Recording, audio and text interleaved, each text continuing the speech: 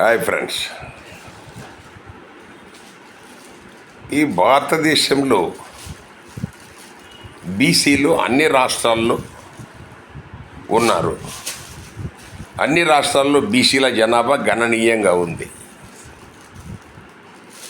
కానీ కేవలం రేవంత్ రెడ్డి గారు ఒకరే బీసీ రిజర్వేషన్ గురించి 42% గురించి ఆయన ఒక్కడే తాపత్రయపడితే అవుతుందా? సో అన్ని రాష్ట్రాల్లో సీఎంలు వీళ్ళంతా కలిసి ఒక నిర్ణయం తీసుకుంటే తప్ప సాధ్యం కాదు. రేవంత్ రెడ్డి గారు ఒకరే ఏదో ఢిల్లీ చుట్టూ తిరిగి మనకు మోడీ గారి మొక్కినంత మాత్రాన మనకు బీసీ రిజర్వేషన్ వస్తుందా?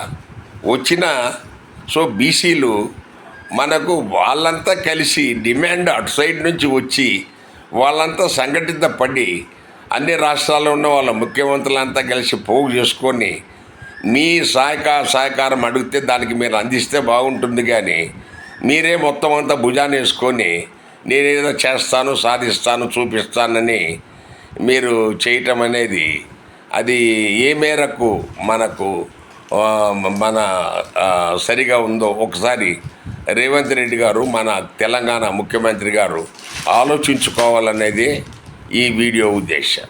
Thank you.